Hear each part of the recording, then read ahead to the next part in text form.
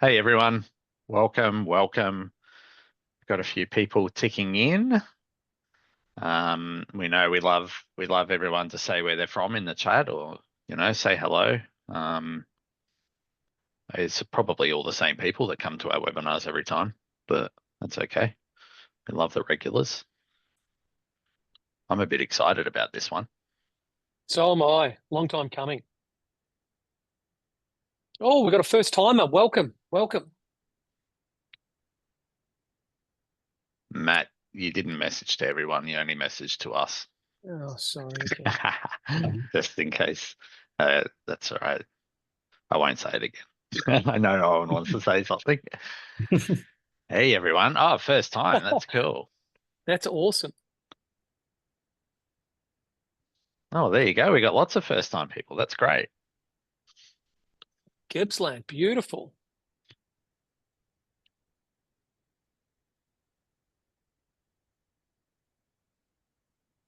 Cool. We're up to 57. That's pretty good.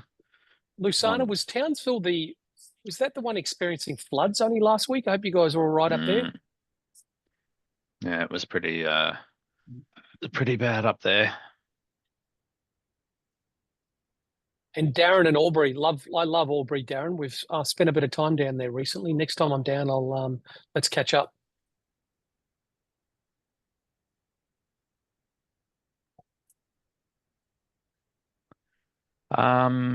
Cool. We'll give it another minute, but it's starting to slow down on the people jumping in. Before anyone asks, yes, we are recording this, and yes, you will get a copy of it. So don't worry, we will be sending out anytime you ever register for our webinars, we always send out because we assume, something's probably going to happen just as you're about to join the webinar and, it all happens and you got to go and deal with an emergency. So we always send out recordings to everyone who registers for our webinars. And also, if you go to our website, up the top, there's a resources and a webinars section, and it's got all our webinars that we've ever done. So it's a great spot to go and have a look through. And we've got a bunch of webinars. I might have to change my title to webinar host because we've got one today. We've got another one next week on the premium plans and how they all work. And then we've got one the week after with effective HR on Shad's stuff, which we know everyone loves Shad, so that'll always be busy. So yeah, all right. Well, we might get started. Yeah, so just in case, especially for the first timers that have coming, we've got two people with me. I'm Paul. I'm in the customer success team. So I do a bunch of stuff at ShiftCare, but I help people get up and running on the platform and check in and try and help everyone I can. But I've also got Matt. Matt here is the CEO of ShiftCare. So he's been with us for what? It's been about 8 months now, Matt. No, I think it's like 10. No, it's probably coming up to 11, Almost a actually. year, I think. Yeah, Yeah, wow. almost a year. And Owen just called me a boomer. It's like, I'm not a boomer, Owen. Nowhere near a boomer. That was funny just before I hit the restart button as well. So we're all like reeling from that as we started the webinar. And then, we've got Owen. So Owen is one of our associate product workers. I guess I don't know the exact title. So Owen leads up a lot of the design work and the scoping of the projects that we do. And so a lot of the stuff that we'll be talking about, he's had a hand in. And Owen and I work really closely to try and, I try and represent what are the discussions I'm having with customers and what they're looking for, and he's looking at the tech side, trying to make sure we can actually do it and all that kind of stuff. So yeah, Owen does a lot of really good work. He's a good guy. All right, let's have a look. Housekeeping. So yeah, look, you can't put your audio on anyway. We do have Zoom has this two concepts. It's got a chat and it's got a Q&A. Do have a look down in your Zoom down the bottom and look for the Q&A button, and it may be under the More button when you go to it. Now, that's where you should, if you've got a question that you want us to answer, because we love questions and answers, like we'll spend an hour doing them if we need to, but you've got to put the question in the Q&A because it's very hard for us to keep on top of the chat, and then that way we can mark it as answered and stuff like that. I'll keep my eye on the Q&A and I'll answer any questions as we go, because I'm sure there are going to be a bunch of questions. So yeah, please feel free to do that. And yes, we are recording. Yes, everyone who registers for this will be getting a copy of the recording. Cool. So yeah, look, if anyone's been to my webinars, I'm not a big fan of slides, so I don't really do many slides. I pretty much just jump straight into it. So yeah, the idea today was to go over the stuff that we've been working on, and stuff that we're just sort of released or just about to release, and let everyone know what's going on, what we've got coming through.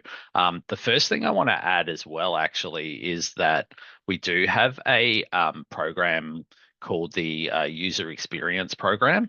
And this program is designed, and I'll bring the slide over the page over here. It's designed, it's essentially a beta program, right? So it's a way for you to get early access to features so that you can test them for us, and make sure that they're working as expected. I'd love to get more people in that program, especially people that are keen to actually give me feedback. I'll put this in the chat. So please do feel free to sign up to there. To be aware, though, that it is beta testing, so it is a feature that we haven't released to the masses yet, and as such, it can occasionally have bugs. Usually they're small bugs because we do obviously do internal testing before we do beta testing. But if you're the kind of person that wants everything working perfectly from the get-go, the beta program's not for you. This program's not for you. But if you are happy to jump into something and give us feedback and really work with us, then we'd love you to be part of that program. So yeah, have a look at that. I'll mention it again before the end of the session as well. All right, so I've got a list of things that I want to cover today. So let's start with the first one. Well, the first one I'm actually already showing you, and you maybe some of you noticed, where we've got a new UI coming out. So up on the left here, you'll see that it's got white on the left-hand side, and the colors are a little bit different. What's the other? Is that pretty much the only change, Owen, with that? It was Yep. really just, and then maybe some icons I think changed on the left here. Yeah, but yeah, just a bit of a change. When are we pushing that to everyone? Should be sometime next week, Paul. So yeah, you'll just notice that there'll be a color change on the side nav menu, and up the top we have a deeper, darker blue as well. Yep.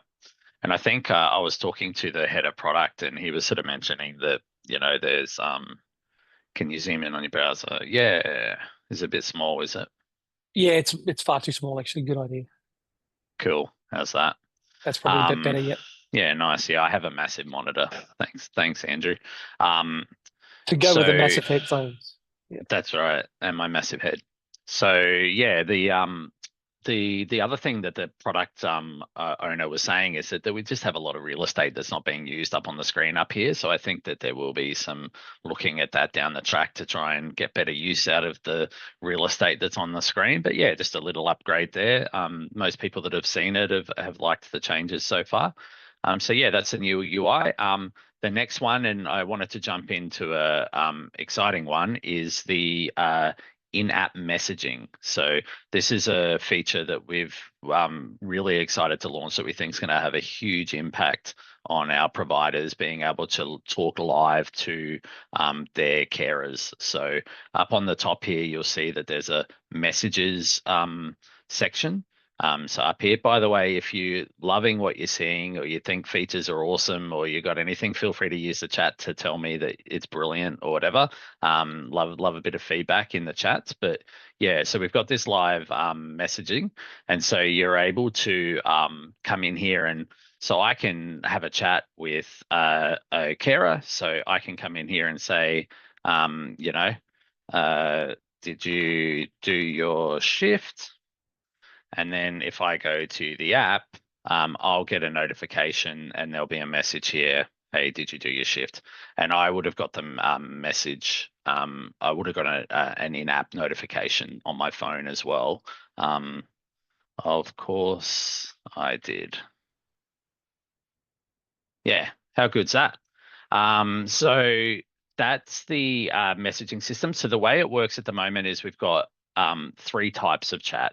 So we've got a general chat, which is for the whole company wide. Anyone that's a staff member can see and talk in that chat. And then you've got team-based chat. So if you're in a team, then you will have automatically a chat for that team, and it's called the name of the team. And so that's really great for, clients with teams. You'll be able to chat within the team. And then, of course, you've got the individualized. So I can hit you up here and actually send a chat message to an individual staff member. And then I can start typing to them. So it's a one-on-one chat, essentially. They're the options at the moment. And also the staff can come in and make chats as well between staff. This is just going into beta shortly. So I've got a couple of people using it, but I'm going to be sending an email out to the user experience program probably this afternoon or tomorrow to ask anyone else if they want to be part of the beta for that. So yeah, definitely if you're keen on having a go on that one, sign up to that user experience program. But yeah, anything to add to that, Owen? I think pretty much covered that. Yeah, Or Matt? I think the other aspect for me that's really important to highlight is, why did we develop this feature? A couple of the things we heard from just a number of care providers, throughout Australia and internationally was they were finding that a lot of their workers were communicating on WhatsApp and they were communicating on text messages. Not that there's anything bad about that, but what they wanted to do is they felt that they'd slightly lost control of the messages that their carers were sharing between themselves about their clients and about the content they were sharing. So one of the things we've looked at is how can we bring that into the product, both into the web app and the actual mobile app, so you can provide an environment in which your carers can communicate to each other through the mobile app. You can communicate through your carers and you can communicate to both your teams or organizational wide, like special announcements when there's a compliance requirement you want to drive, or there's a specific team working on a sill house and you want to make them aware of a particular change in that sill house, or you want to go right down to an individual staff member. Over and above that, the next bastion that we're working on is to be able to incorporate images and attachments within the chat, because we know that a lot of people were concerned about their staff sharing particular images about their clients in sort of third-party mediums like WhatsApp and SMS, and they wanted to have some more control about that. So we store all of this data within ShiftCare. It's all stored locally on shore here in Australia for our Australian customers. So none of this data is sent overseas anywhere. It all remains in Australia at what we call in transit and at rest. It's all within Australia. Yeah, awesome. A couple of questions coming through. Owen's typing one, but I'll maybe get you to say it. What plan is it going to be on? Is it included in all plans? Is it premium? Is it? Yeah, so I was just about to type chat will only be available to premium users and higher. Yep. Well, there is no higher, I hope. Yep, premium is where it's at. So yeah, look, premium, again, we are building out and we've invested a lot of money in developing features. So definitely the premium. I'm doing a webinar next week on the features of the premium plan. It's definitely going to be worth joining that webinar because in my opinion, premium's where it's at the moment. So yeah, that's that. Someone asked about can we create our own teams for messaging? So look, the way it works is that the teams are based on the teams that you create. So if you want to have a team for team leaders and clinical team, then you just need to go up to staff teams and create a new team called clinical team and then add the staff to it. And then there'll be a chat for that created. So that's how that works. All right. Next. Yeah. Happy for me to move on to the next one, guys. Yeah. Cool. Absolutely. So shift decline is the next one I wanted to bring up. So this isn't going to be a feature for everyone. Some people, when I say this, are going to be like, oh no, that we're not doing that. But a lot of people have been asking for this. And essentially what it means is, because at the moment, if a carer has something come up and they can't do their shift, they have no way of getting rid of the shift. So saying, I don't want to do the shift anymore. So they have to like contact admin and then admin have to go in and put it into the job board or put it to a vacant shift or anything like that. So we're changing that. So I'll be able to create a shift. By the way, the settings, so let me show you the settings first. So it's in account and settings. there's a section here for, I've got to find it now. Here it is here, decline assigned shifts. So you can turn it on. So it's off by default. You'll be able to turn it on. Decline window for accepted shifts. So essentially what that means is how far before the shift can I cancel? So if you only want them to be able to do it 24 hours before the shift, then you would set that to 24 hours, and they can't decline a shift automatically. They would have to contact you within the 24-hour period or 48 hours or whatever the number is that you want to put in there. And so, yeah, if we have that turned on, I can then come into the scheduler. I can put a shift on for my Android carer for tomorrow. And we'll say it's 9 a.m. to 4 p.m. I'll hit save. And so we've got the shift on now. And then I can go into the app and go to the app. And if I toggle that on, up on the top now, when I'm in the shift, there's 3 dots up here, and I have the option to decline the shift. So it's not the same as the old feature that we have, which is confirmation required, where the staff member has to say, yes, I accept the shift. It's still automatically accepting it for them. Like, it's still put in their name, just like regular shifts are, but now they have the option to decline a shift when they've been assigned to one. So I can click decline on that. It asks for the reason why. I don't feel like it. And then hit decline. And so what happens there is the shift's taken off the staff member. If I refresh this page, the shift has now been put up into vacant shift. And when I click into it, I can see that the shift was declined, and the reason there is there for the declining. So yeah, this will hopefully, we're trying to look at ways to give less admin work, having to continually do stuff, and at least then you'll see it up in the vacant shift and you'll be able to deal with it straight away. Well, yeah, for me, Paul, I think the biggest one is, like, we know people have to cancel shift. There's very, very valid reasons why they have to. One is I'm sick, my kid's sick, my mother or in-laws are sick, and I just can't make the shift. So there are many valid reasons that people want to cancel a shift. But the issue is, with the current state, is I have to ring up Paul, who's my admin or my rostering manager, and say, hey, Paul, it's Matt here. I've got a shift at 9. I just can't make it. And Paul might be dealing with 5 staff. He might be dealing with 100, 200 staff. And that adds an overhead for him. He has to go into ShiftCare or any other platform for that matter and find what shift's Matt talking about and really what's he talking about. And then I need to figure out, okay, I've got to pull him off that shift and out it to someone new. This ideally reduces that amount of friction and will help to reduce some of the call volume in the morning, or where you experience the most high volume of cancellations, within the guidelines and the boundaries of the way you set that up. But that's the whole effort, goal, and objective here. And we've got some cool things that we want to do later on, but this is a really awesome step in the right location just to reduce the volume of calls.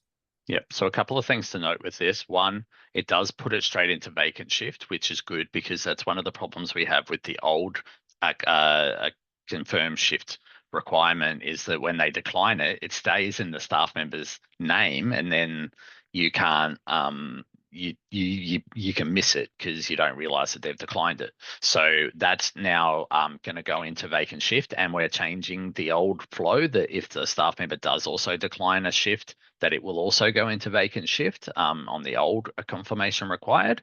And then also there is a email notification. So I received an email telling me that the staff member has declined a shift. So you will get email notifications. That is controlled by the notifications area. So as a staff member, I can go into my notifications section on my profile, and you can see here that I've got shift declined as a notification. So yeah, that's there. Someone in the chat's just asked, is it recorded?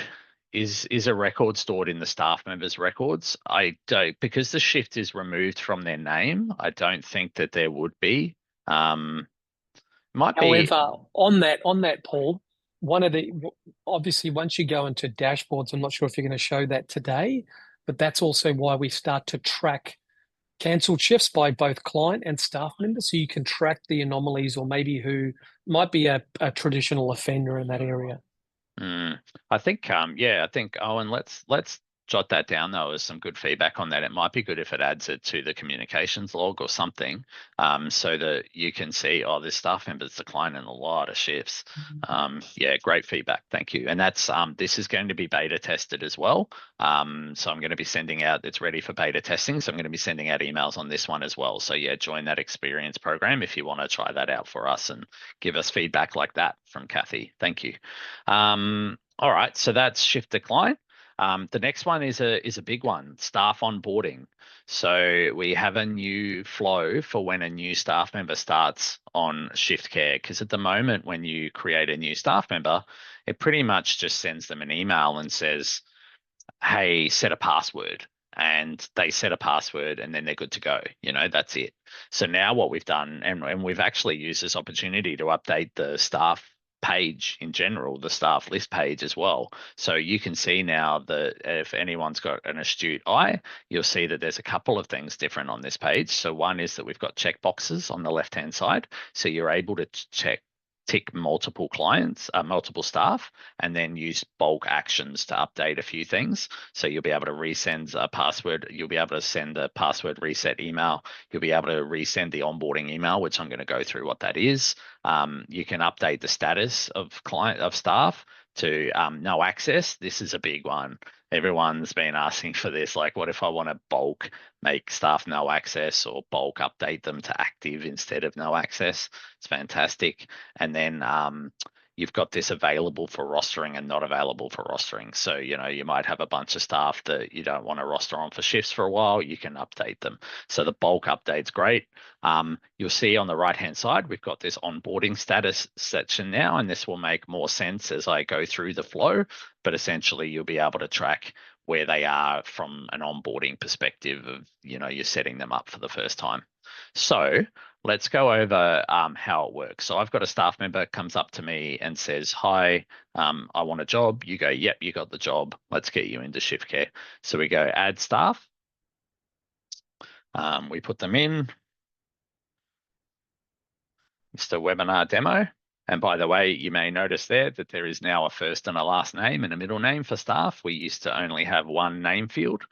So we've updated that. And then you put the email in. So I'm going to put my email in there, and I'm not going to put any other information in. I'm going to, maybe I'll guess what his date of birth is. I'll put that in, but I'm not going to put any other information in. I don't know his address. I don't know his mobile number yet, anything like that. I only know his email. By the way, there is an SMS invite button here. So these two tick boxes, it's going to send the new onboarding email if you tick that. If you don't tick that, it's just going to send the original password, set a password email. So you can still do the old set password email if you want, or you can tick that to send a new one. And if you want it to send an SMS, if you put a mobile number in there, it will SMS them the invite as well. So I'm going to go in here and I'm going to hit create. So that's created the staff member from our side. Now, if we go back, you can see here on the status, it says awaiting response. If we go back to the staff list and we look for that staff member, they're going to be under here and they've got an icon here saying awaiting response, no documents, available for rostering. Because of course we know that even though you're trying to get them onboarded, you need to start putting them on shifts and get them ready to go. All right, so I will have received an email. Let me get my emails going.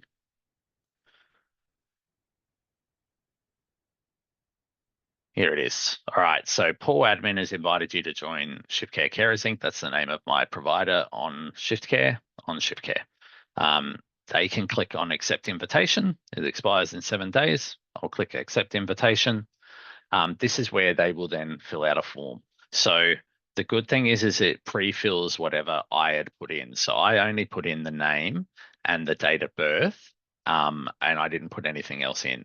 If I had put in a mobile number, it would show the mobile number here. They can update it if they need to. So if they look at something and go, well, that's not my date of birth, what's going on there?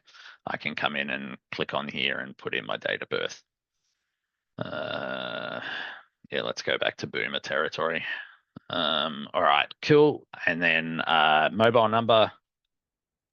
1981 is not boomer territory. Yeah, I know that's I'm a millennial, so all right. address. You can put the address in, and you've got your emergency contacts and stuff next to kin and everything like that. All right, so I'll update a couple of things there. Next, set the password. So this is where you can set a password.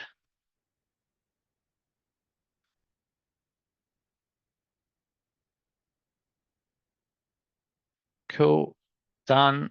Is a little bit of an about me, which is kind of cool. I'll be interested to see what staff put in there. And they can upload their own profile picture at this time too, which is really cool. By the way, this is all mobile friendly. So when they load it up on their phone, it'll be responsive on a web address, on a web page and everything. So it'll be completely usable on mobile phone, which is of course our plan moving forward for everything. So we'll hit submit on that. Cool. The next thing, and this is really cool, it tells them straight away, hey, go and get the app, go and download the app. And they can actually click on the icons here and it'll take them straight to their App Store or the Google Play Store for them to download the app, which is really Paul, fantastic. just to grab everyone's attention while we're doing this, what plans is this available on? This will be available to all accounts, all plans. Woo. Perfect. So Brooke asked that question. I just thought that's a really important one as Paul goes through this, for those on maybe some of our lower tier plans, you get this as well. Yeah. So the idea is that they would then fill out that form. Now, if I come in back into the it's logged me in as that person now. Let me log back in. So if I go to staff and list, I will be able to see that the status has changed to pending review now. So essentially, and I can filter up the top here, by the way, for pending review, I believe. Am I making this up or can you? Yes, it's up here, I think. Yeah, pending review. So I can now update and look for pending review staff. We can see that the mobile number's updated here. All the details have updated. I can then go in and check and make sure I'm happy with it. And I can click edit and change it to active if I want to, or if I've got a bunch and I'm happy with it, I can go and tick on them on the left here and click bulk update all to active. Now, once the staff member has done that and they've downloaded the app, we do have the ability for staff to upload documents now in the app. So in the My Documents section, there's an add new document. They will be able to upload their own documentation as well. So that's going to be awesome.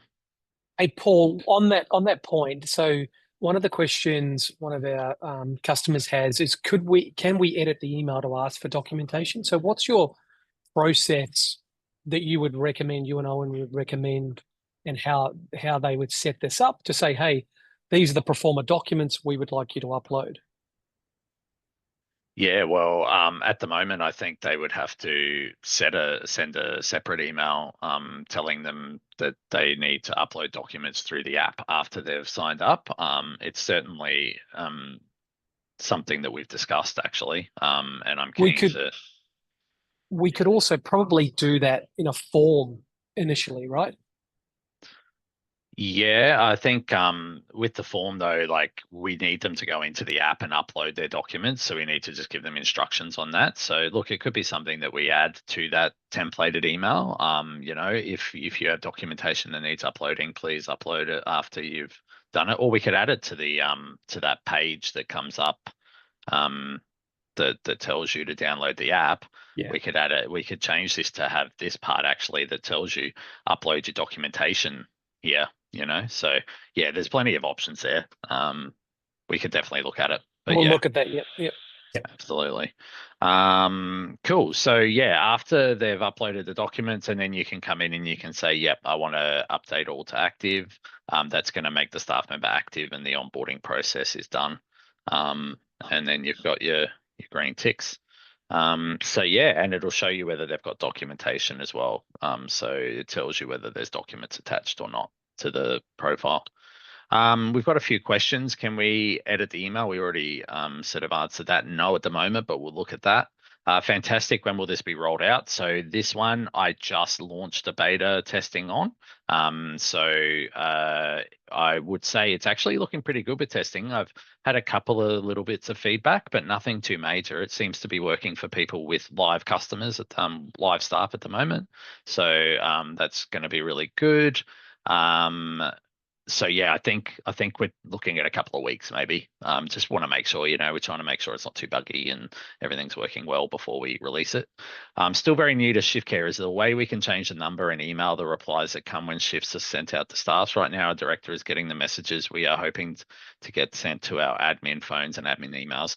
Look, reach out to support about that one. You definitely can control the emails that you get. So when you set up a staff profile, I kind of touched on it before, but when you go to staff profile list and you click on your own profile, so if I go to my Paul admin profile on the right hand side, I am subscribed to certain emails. So if your director's getting too many emails, then he probably needs to come in and remove some of these categories and stuff. But yeah, talk to support if you're having any dramas with that. They should be able to help.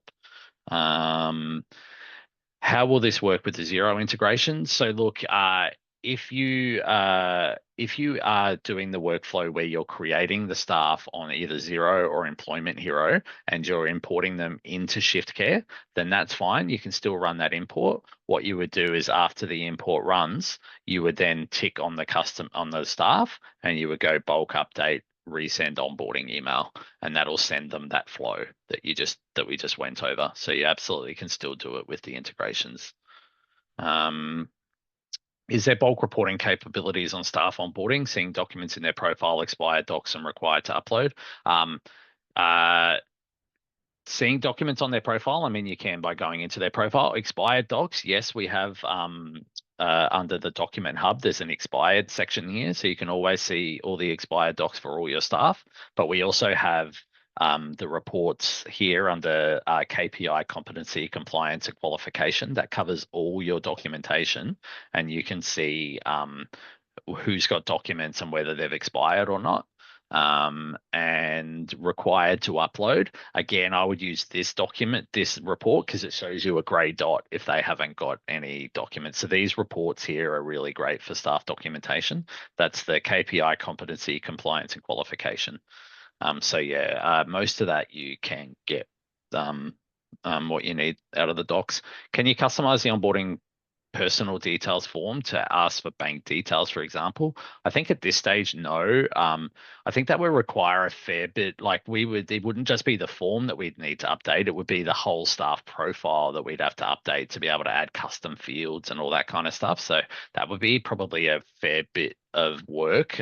We'd probably need, look, the idea with the bank details, it's not supposed to be a payroll. Like the workflow would be that you would create them, and say you're using Employment Hero HR or Xero or anything, that's where you would be putting all their bank details in, and then you would create the staff member in Xero in ShiftCare from that integration, which would then send the onboarding email to them. But bank details wouldn't be held in ShiftCare. That's not really what we would normally do.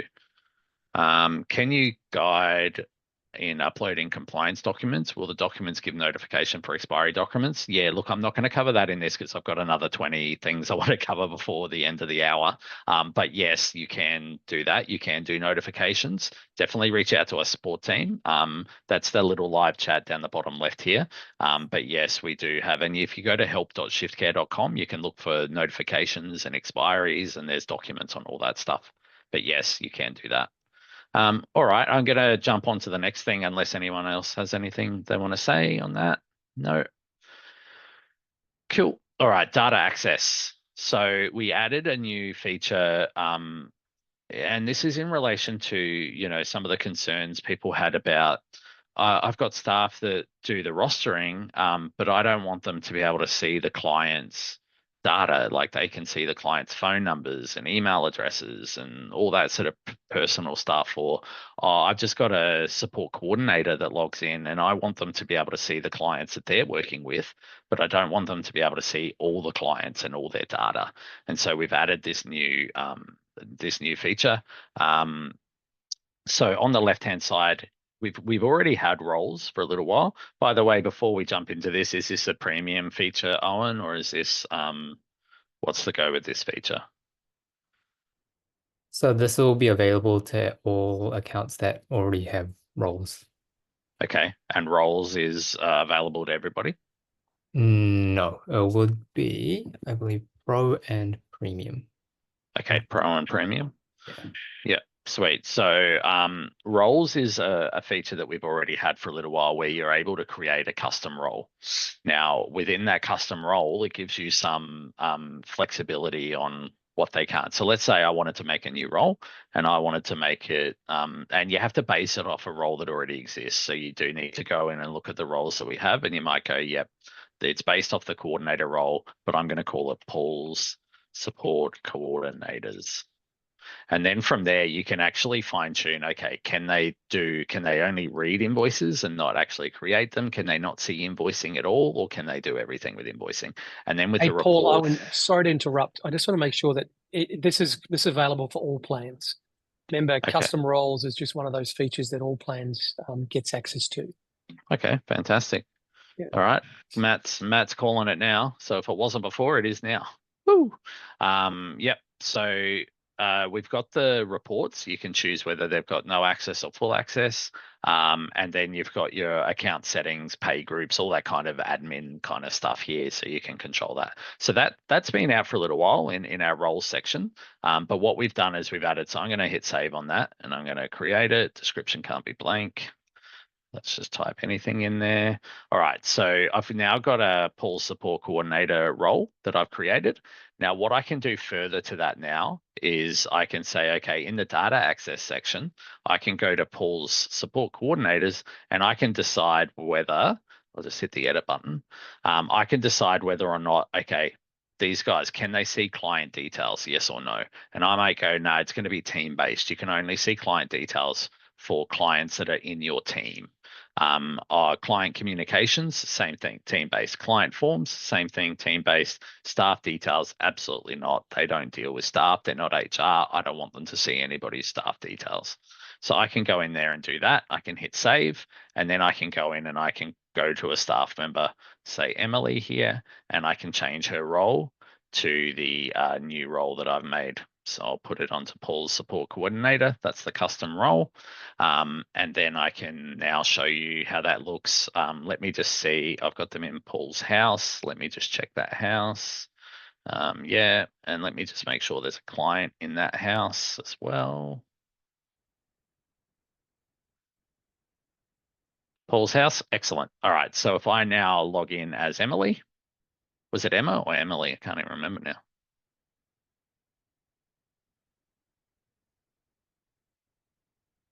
Emily. All right, so let's log in as Emily. So I'm logged in as Emily now with this new restrictions in place. So if I now go to clients and list, I should only see details of clients that are in that team. So you can see Julia Roberts and Brad Pitt are in Paul's house team. So that's why I can see their details. If I go to staff and list and have a look, I can't see any staff details at all because we hid the staff details from that data access. So this is going to give way more flexibility for support coordinators to be able to go in and do what they need to do without just unleashing all the information from your company to everyone. So definitely worth looking at if you do support coordination, or I mean, it really, you've got rosterers. Why do they need to see all your staff members' personal details? They don't need to know all that stuff usually. So yeah, that's some of the stuff. We had any questions come through for this one? Just about whether an auditor can do that. Yep, that's cool. If we're working with another company in a common client and they use ShiftCare too, we'll be able to share schedule times of our common client. Look, that would probably be, we currently, I would use ShiftCare Connect, but we're also working on another feature called Family Portal where you can share client information. I would probably say that would be more what we would use because yeah, they will be able to see other client shifts and stuff like that. So yeah, I wouldn't do this with that. All right. No other questions have come through. Anything you wanted to add to that, guys? Maybe unless just to that last question, maybe I'm a provider and I have my support workers, but maybe then I partner with an allied health provider like an OT or someone like that, and maybe I might be providing my occupational therapist with access to my ShiftCare account. And because that OT actually works with Owen as the client, I would just be providing them singular access to the client. That could be a use case where you might bring a third party in to be able to see certain aspects of ShiftCare, and that's how you would tighten up access for that use case. Yep. Cool. All right. Next feature is soft clocking in. This is one of my excited ones because I've been wanting this for quite some time. And I was calling for this for ages, and they did it. So let's log in. Let me get back in. All right. So soft clocking in. So clocking in. Let's talk about clocking in general, right? So we already have a feature called clock in location check. That's this feature here. I'll just toggle it off. So clock in location check. What that does is it essentially forces your staff members to share their location with the app. That's the first thing. So when they go to log in, if they're not sharing their location, it won't let them clock in. The second thing it does is it checks where they are. It looks at the address on the shift, and if they're not within a kilometer of that address, it won't let them clock in. It comes up and says, you're too far away from your shift. You can't clock in. Now, that was one of the things that was causing some grief for quite a few people, because it's not uncommon that a client would say, hey, I'm down at the doctor's. Can you pick me up from the doctor's? We'll start the shifts there. And then, of course, your staff member would be like, sure, meet them out there, can't clock in because they're not at their home.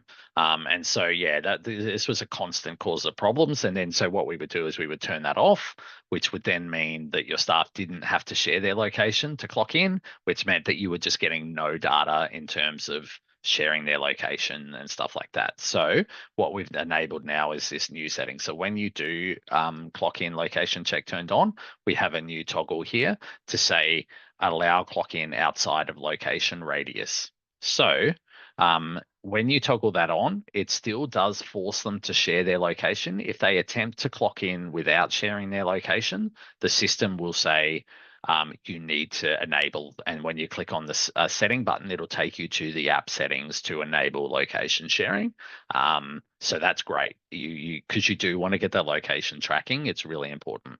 Now, the other thing it'll do is if they do clock in outside of the location, it will allow them. It won't say anything to them. It just lets them clock in, but it's going to send you an email, or whoever is an admin who's notified, who's got that notification turned on. So you're going to get alerted that a staff member clocked in outside of a kilometer from the address, so that you can make a check if you want to, or if you think that that is unusual and that's a red flag for you, you can look into it further. So this is a really awesome feature. So let's hit save on this. I'm able to demo it to you. So if I go to scheduler and I put a shift on for today, let's put it in for Brad Pitt. Shift start time is 11:45 a.m. because that's what time it is right now. And it finishes at 4 p.m.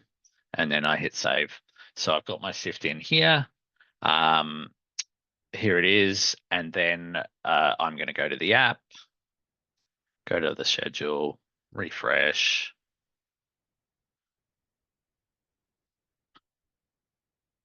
If it wants to refresh. Oops. There it is. All right, so here's the shift. I can click in there. I've just arrived, but the shift is actually in Pomona. I have no idea where that is. And then I'm going to click clock in.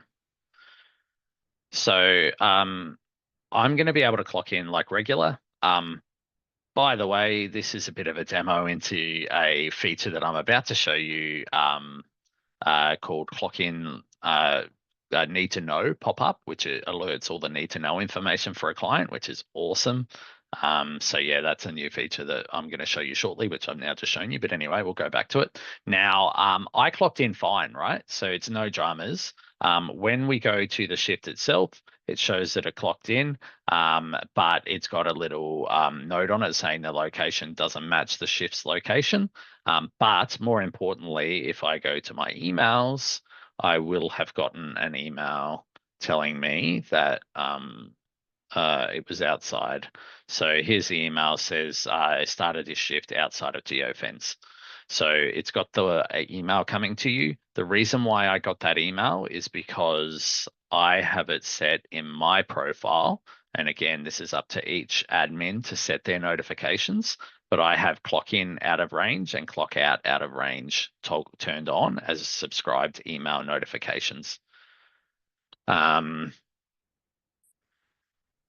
So that's that. I could create a box where they're available. They are available to say why they clock in outside of the radius. Yeah, look, that's an interesting point. So, I mean, at the moment, we're kind of going with, I don't know. I kind of like that it doesn't tell them that and that you're able to monitor it yourself and sort of just check what's going on.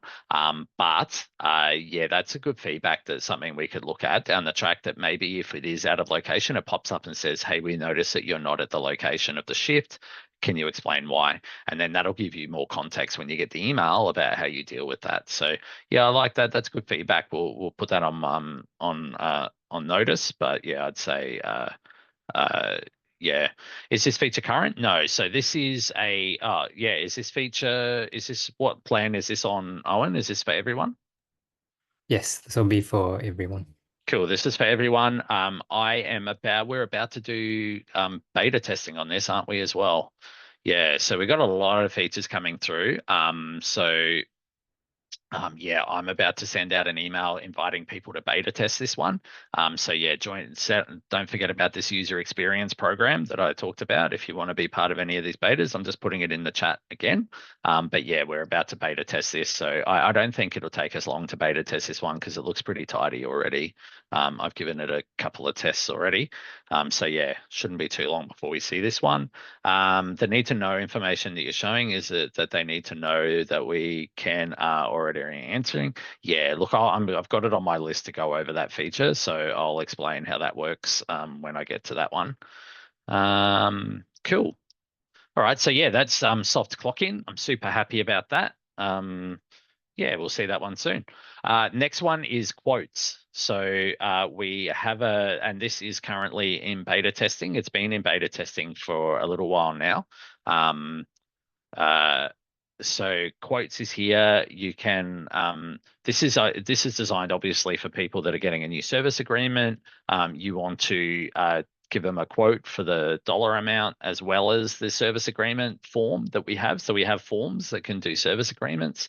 And so the idea is you can combine the two.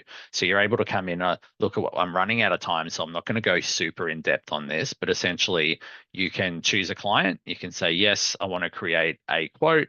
I'm going to put it under CAS funding. The quote expires next week. The service period is from the 1st of March to the 28th of Feb next year. I'm going to add some line items. So it's going to be access community. And then it's going to be Monday to Friday, regular time. And I'm going to set shift times for that. So it's going to be starting at 10 a.m. and finishing at 3 p.m. And it's going to be weekly every Monday and Friday. And then you can come down and view how that's going to look. So that's going to show you a little calendar. You can save the recurrence and it's going to chuck in how many hours that is. I probably should have changed the dates on it, but yeah, you can put the whole date in for the whole year. Actually, I can just change that to the 28th of Feb, and then I can hit save. And so it's worked out that that's 520 hours at $67 an hour. So that's $35,000. And then you go ahead and keep building out the quote. And then you go to next. And then you can, this will give you a preview of what the quote looks like. You go next. You can attach that calendar view that I showed so that they can get a bit of an idea of what the typical month looks like. And then you can attach a form. Like I said, you can have service agreement forms that go with the quote. And so, yeah, the idea is they'll get it all in one long thing. They'll get the service agreement and the quote all together. They can then sign it and return it. But the cool thing too, as well, is you can choose who gets the quote. So who gets the emails. You can send a quote via SMS. You can download it as a PDF. Here's the quote. So this is the actual quote, and then there's a schedule plan that I talked about, and then here's the actual service agreement form that they need to fill out that you would have sort of customized to your needs, and then they would sign it down the bottom, give it a signature, and then they would return the quote. So yeah, that's a very quick look at quotes. It's currently in beta testing. If you're interested in beta testing, probably need to email me on that one, so paul@shiftcare.com. Feel free to send me an email and I'll add you to the beta testing for the quotes. We do have, I think we've got like 150 providers testing it at the moment for us. We've really got a lot of people testing it because it is a big feature. There's a couple of things that we're still working on. One thing is, and it's hopefully by the end of the week, is that it will be able to factor in public holidays. So it'll be able to look at the public holidays that you have in ShiftCare, and it will separate them from the regular hours. So I did Wednesday, Friday. If any of those were on public holidays, it would have created a separate line for those public holidays, which is awesome. And yeah, we've got a couple of other little tweaks coming. What was that question that you answered just then, Owen? It was the exact question that you. Cool. Nice. Okay. Will this information backdate as well so we can look back? I think, can you know? It's only from today onwards. Yeah. Yeah. You will be able to, we'll be making a tweak on that as well, where you can create a quote for past dates too. Okay, cool. I think that's based on feedback that we got during the beta as well. Yeah, awesome. So yeah, quotes is a huge feature. Now, quotes is premium plan. Yes. Cool. So premium plans for quotes, and because it's attached with forms as well, so that makes sense, right? Because forms is a premium feature as well.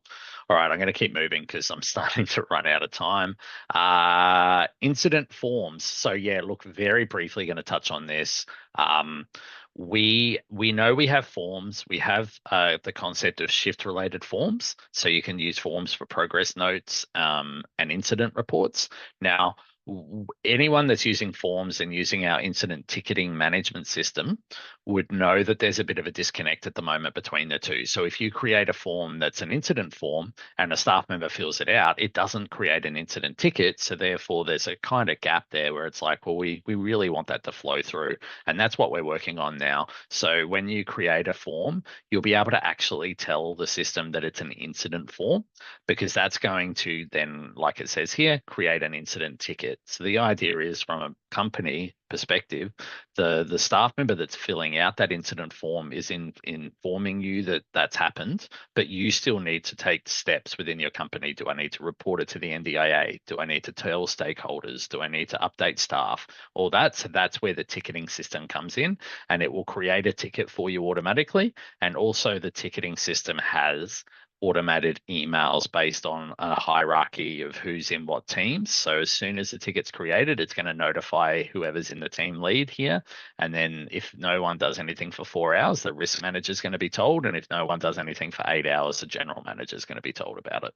So yeah, I really stoked to see this. And I just want to say here too, anyone that's using forms at the moment, we are working really hard to get forms working perfectly for shifts, because that's the direction we want to go. We want forms to be the way that your staff can fill out progress notes and incidents and everything, because it gives you so much flexibility. So yeah, really excited for that.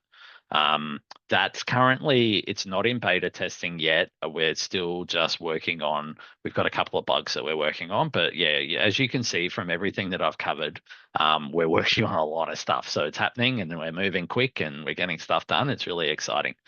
All right, so the next thing is the need to know pop-up, which is what I was just talking about before. So the need to know, and if anyone's not doing need to know information on their clients, you really should. So every client has a field. I might just do it on Brad Pitt. So every client has a section for public information. It's got general information, it's got need to know information, and it's got useful information. Now, the need to know information, it's important, right? It's supposed to be things like allergies, risks, medications, all that stuff that you need to make sure that your carers are aware of when they're doing their shift. Now, you can set the headers for the need to know information. It's up here in the account and settings section. You've got client public information headings. You've got all your headings here. And so then on the client, you add those headings and then you put the information under those headings. So if I then create a shift, so I'll go and delete that one that I had already. Delete. And then let's create a new one.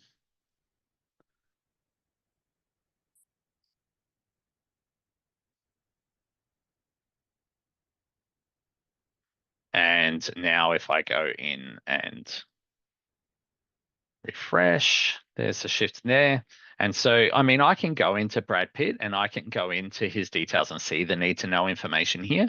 But of course, we know staff sometimes don't really go to where they're supposed to, or they don't know, or they forget, they haven't done a shift in a while. And so that need to know is just so important, especially with risks and medications and stuff like that. So when we clock in now, you have an option to have it popping up this need to know information. So need to know comes up and they have to tick it and say, yes, I read this, I do understand it. So food allergies, pets, and then it's got the general information underneath. That is controlled in a setting. So here it's on the thing. Where is it? Clock in need to know enabled. Now, is that for all plans, Owen? I believe it is. I will have to come back to you on that. I believe it is as well. And I believe this has been released. Yeah, it has Yeah. been released. So this setting should be in your settings. So yeah, you should be able to go in and toggle this on now. And definitely if you're using need to know information already, to me, this is a bit of a no-brainer. Turn it on. If you're not using need to know information, maybe go through and start putting that info in and then turn it on after that. What if there's no need to know information for the client? Yeah, if there's no need to know information on there, it'll just pop up saying clock in successful. That's all it says. I just saw that the other day. Is there a webinar recording for forms and incidents? Yes, I did. I did do a webinar on that, so there should be random question. Okay, I might come back to that after we've done with all the other stuff. Need to know, that's done. Shads alerts. So look, some of you may have noticed while I've been adding in shifts that it's been alerting me as I put in shifts. So this feature's been out for a little while now, so most people probably know about it, but I think it's really worth sharing and making sure people know that we have this feature. So the way it works and the idea behind this is, you might have you might be doing the smart thing and using PayCap for your payroll because it does SHADS interpretation and you're going to guarantee that you're paying your staff correctly as per the SHADS awards. But ideally you want to be rostering in a way that it's not costing you that money to have to do all that stuff for the SHADS alert, because your rosterer is aware of the fact that all the choices they're making is going to cost you money, because you're going to have to do broken shifts, or Saturdays are more expensive than Sundays, are even more expensive, and it's an afternoon shift or it's a night shift and all that kind of stuff. And so if I were to create a shift for, say, Friday, and I put it in here and put it as a 9 a.m. to 10 p.m. shift, well, that's 13 hours, right? So if I hit save on that, it's going to give me a bunch of warnings. So first is that, the SHADS award has this function of meal breaks. The award says you've got to, if it's more than 5 hours, you've got to have a 30-minute unpaid break. There is a stipulation though that they can take the break with the client. So if that's what you're doing, that's fine. You just need to say, yep, cool, that's fine. The other part here is that yes, they're going over their daily ordinary hours limit. So 10 hours is the maximum for a shift. Once you get past that, it's going to start paying overtime.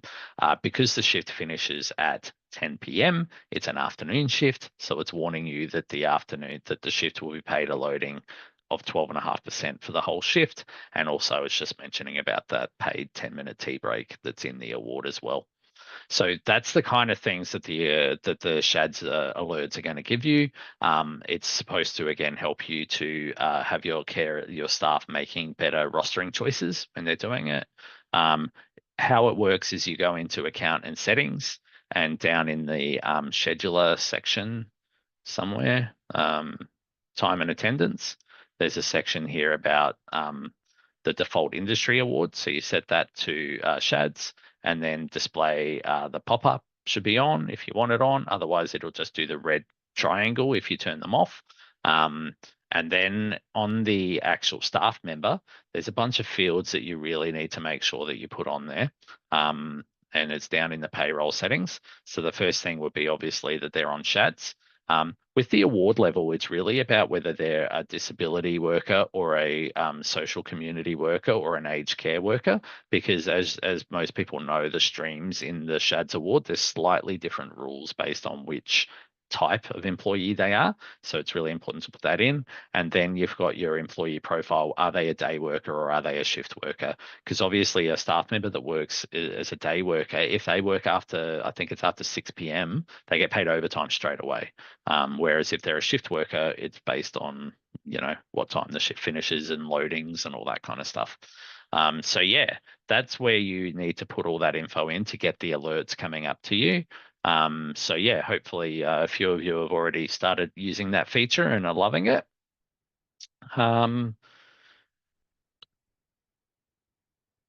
That one is including in the sleepover inactive because we have to do allowances. Yeah, so look, it'll warn you about sleepovers and that you have to provide bedding and all that kind of stuff. You still need to put the allowance on it though. So this isn't about replacing any of the blows that you currently do with your payroll. You still need to put your sleepover allowance. You still need to break your shift into 3 shifts for a sleepover, and you still need to put the shift before and after the sleepover as a night rate. But it's just warning you to make sure that you know this stuff and that you're making better choices when you're rostering. All right, next I've got shift related forms. I just wanted to touch on this because we are improving shift related forms, like I said, with the incident tickets, but we've also made a change to clients and shift related forms. So you can create a form that is a progress note that you put on a client.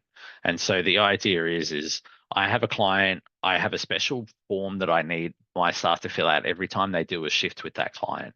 And this has been covered in the webinar that I did on forms, but essentially you can come down and you can say, yes, Paul's progress notes, that's an associated form with this client, so that when I go manage and add a shift, it automatically puts that form on that shift.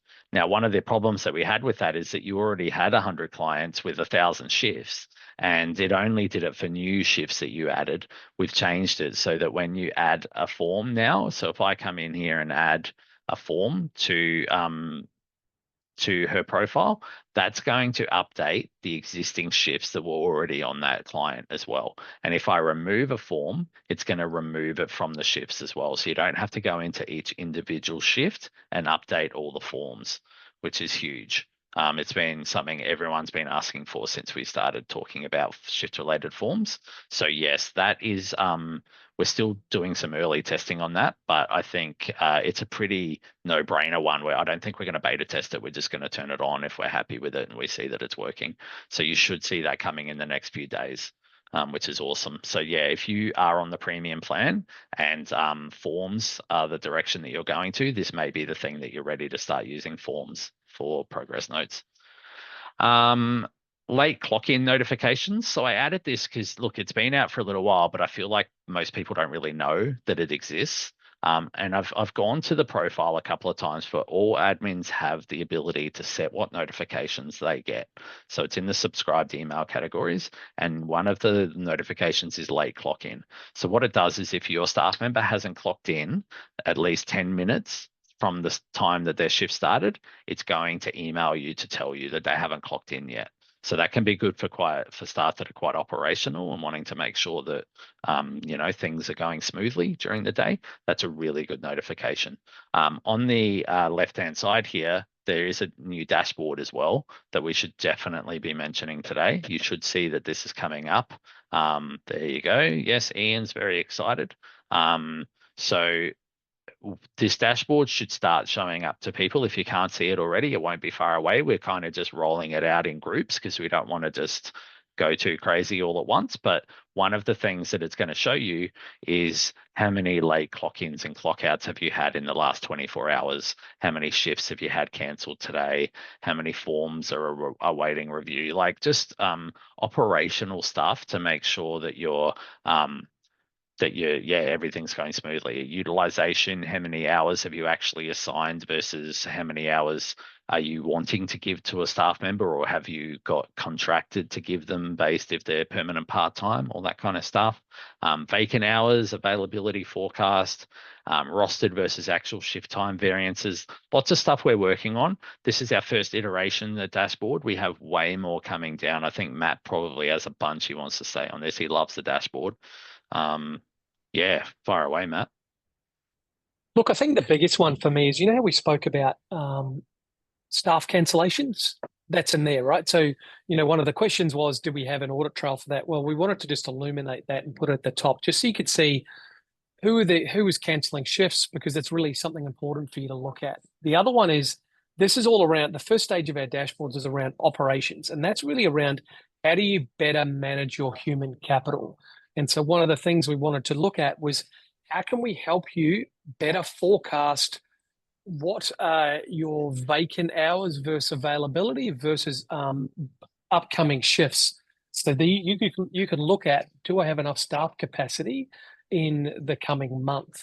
And then the other one is obviously going back to human capital. Human capital is so important for you. We want to help you with the utilization of that existing human capital. So on the left-hand side, we've got that utilization chart. You're going to want to utilize your full-time employees and permanent part-time first and foremost. So if Owen's permanent part-time and he's working 20 hours a week or whatever that may be, I want to make sure that I'm getting that 20 hours a week out of him before I go and move on to some other part-time person that I might have to pay overtime or a shads or a particular, a different overtime rate to. And then Paul, if he's on full-time 38 and a half hours a week, I want to make sure I'm utilizing him. And so that comes first and foremost before you might employ anybody else. So this works based on assigned hours, and there's a lot of this is catered for in the staff profile. I'm really super excited about this, and you can see where we're moving in the future versus, and down below in the right in the center is rostered versus actual shift time variance. One of the other things is, if Owen's turning up late to a shift 15 minutes, then you want to know that and you want to see who my worst performers are. But also, that's probably more important. If I've got a 60-minute shift and Owen's staying an extra half an hour, I've got to pay Owen, but am I able to bill that client? So I might not necessarily want to incur that additional 30 minutes, but we want to start illuminating that type of information to you a lot more. And this is our foray into this area. So get excited. Awesome stuff. Yeah, great. All right. So dashboards, late clock-in notifications, that's everything I've got on my list. Fantastic. Yeah, we've covered a lot of stuff here today. Let's just have a look. I think, did someone have a question that I said I was going to come back to? Random question. Oh, did you already? Okay, cool. You already said that. Yep, sweet. Someone's going to look into that. Yeah, if you've got questions, fire away. Dashboard question: to casuals who have no contracted hours, do we set that in their staff record to say 0 daily and weekly? Yeah, look, we're still doing that because look, I still want those daily and weekly hours to be set for it to go red on the scheduler for you, so you've gone over the shads limits. So I need to have a talk to the team about how we're going to deal about that. But yes, at the moment it's going to show 35 because that's what you've got for your max hours. But yeah, we need to just discuss how we're going to deal with that. So no good answer on that one at the moment. Is there any update on workers availability? Yeah, I think we're still coming back to that feature. It's definitely been scoped out and we're keen to get that done. We've just got to slot it in some space. But we're definitely doing an upgrade to unavailability and workers actually having availability. We just need to find time to get that work in. So yeah, that'll be good though when we do that.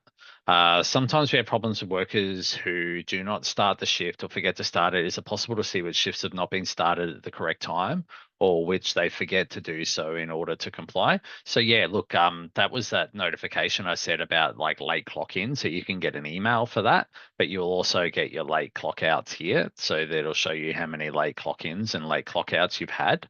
And also I think there's roster time versus actual time variance. So it'll show you staff and what their roster time and like if they are like notoriously late and early and all that kind of stuff in between. So yeah, look, and then you've got your late clock in times as well. So yeah, we're trying to show this information way better. So you'll see this getting improved over time. The webinar is very helpful. Thanks, Corinne. Racking budget, is there a schedule of support for each participant in each month? The comparison is made. There is a made between the spending and the balance and then adjusted to weekly budget. How do you do that in ShiftCare? Are you given a webinar in that regard? We do have funding. Yeah, I mean, we do have the funding feature. I don't think I've done a webinar specifically on funding. I would say, I mean, we do have a funds feature. I'm not sure if you know about that. Maybe reach out to support with that one to start with, in terms of how the funding feature works and how it shows you there's a report on how to see current funding and how much they've gone through and how much is depleted. And you can look into the future and see how much funding would be left in the future. So have a look at our funding feature to start with and see if that helps, hopefully. Can you make color codes on Shift to mark the whole box in the screen, not just a dash on the top of the collar?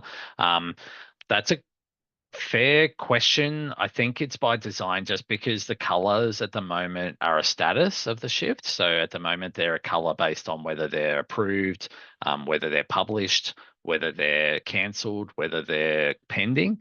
And so it would be very hard to know the status of the shifts if the whole shift was a certain color as well. But it could be something we look at in the future if we ever redesign any of the UI on that side of things. Will it be possible to copy and paste an entire week's worth of shifts? Look, it is something we had talked about previously. When I ask that question, when people ask me that question, I sort of think, well, the whole idea with ShiftCare is when you set up a shift, you repeat it and you repeat it for the client's service agreement, right? So they've got a service agreement for 6 months. I'm going to do a shift every week for 6 months. So when I create that shift the first time, I've actually created all the shifts. So if you do that, then there's nothing to copy when you do the copy and paste because you've already got next week's shifts done. I think though that there are some businesses that work quite differently, and that they do want to like just build a shift each time. And we were looking at that at some stage, Matt. I remember we were talking about that at one stage, doing a copy and paste of a whole week's worth of shifts. Well, yeah, I think there's two aspects to that, Jared. Is that around one, a lot of people copy and paste because they don't want to publish the shift to their staff. And so we know some other vendors have a copy and paste function. That's why we have a recurring shift function, and then we have a publish function. I'm not sure whether that covers the answer, but if you want to pop a question into the chat, our CS team can help you on that one, Jared. Yeah, or shoot me an email, Jared, and I can sort of fine tune and find out what your business case is there, and we can discuss it further. Just paul@shiftcare.com. Cool. Well, there's no other questions. I was expecting 100. Oh, here we go. Can we have like different notes for different people instead of the same note format on all clients? Yeah, that would be the forms feature that we were talking about. So being able to use shift related forms. So you can build a form that is a shift note, and it can be for a specific client, and then you associate that to the shift note, to the client, and then that's how that works. Anyway, to see all shift notes for one client on the way. Isn't that already possible? Clients list, go to Brad Pitt, go to communications, and then I can see all the shift notes that I've ever added in there. So you should be able to do that, Robert. Maybe ask the support team if you're having issues with that. But yeah, we should be able to pull that out. There's also a report you can pull out for all shift notes. That's all right. Correct, because No. we can also we can you can also Robert, you can also extract 12 months worth of client notes Mm, now. Isn't that yeah. correct? Historically, we had a limitation for 2 weeks or something along those kind of lines, which would have been a Yeah. lot of friction. So yeah, you can put in date ranges and then you can hit export and it'll put the whole the whole thing in a PDF for you. It's fantastic. So yeah, sorry, just joined, had the times wrong. That sucks. We'll be sending you the recording, which I'm sure Owen's writing that now. When is the premium meeting next week? Yeah, that one is, so if you go to our ShiftCare site, just bring it up. And then if you go to resources and webinars, you'll be able to see and maybe keep this bookmarked because it's worth coming in and checking. But yeah, you'll see here that we've got the unlocking the premium, and then you can attend this webinar. You can click on it here, and you can sign up for that one. But yeah, it's on the 19th, around midday, I think it is. That's that one. Is there a way for them to not be able to sign out until the mandatory things are done? For example, notes, they tick yes, but they haven't done them. Yeah, so that's the problem with tasks, right? They can just say they've done them. But if you use forms, the new shift-related forms that we're talking about, when you add a shift-related form to a client, you can make it mandatory. They can't clock out unless they fill out the form and they submit the form. So yeah, that looking at our new forms feature will be the way to go for that one. All right, we'll give it a couple of seconds, but I think we've done. Oh, in the communication log, it would be great if you could see it was documented by a carer, nurse, social worker, and so on. I think that goes down to staff type, doesn't it? Because it does say the staff member's name, but yeah, maybe. I mean, what you could do is maybe looking at the forms, you could have a special form for a carer or a nurse or a social worker, and they could be filling out the form that's appropriate for them. So maybe forms is the way to go for that. But yeah, it's only showing the staff member's name. Okay, more info on forms. Is that just on the YouTube? Yeah, so yep, we've done a webinar on forms. You can also go to our webinars page here, and if you search for forms, you'll find a webinar thing on that. I think once we've got the shift related notes and we've got notifications and we've got incidents and everything's looking really nice on that, I'm going to do a new webinar and go over the whole thing from scratch and how it all works.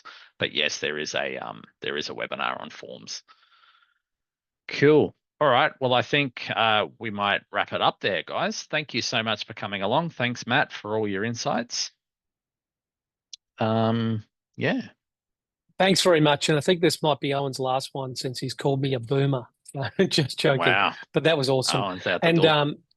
yeah, we've got a whole lot more stuff coming down the barrel as well. So please make sure you check into the next couple of webinars. Yeah, well, we'll be doing this monthly. So, and of course, because today was like the first one, there was lots and I went really fast and I had to go through a hunch. But next time, obviously, if we're doing it monthly, it's going to be much more, there'll be a couple of features. We'll be able to go in depth. We'll be able to talk about it. Cool. Awesome. Thank you, guys. Thank you, everyone. Have a Thanks, great mate. afternoon. Bye. Bye.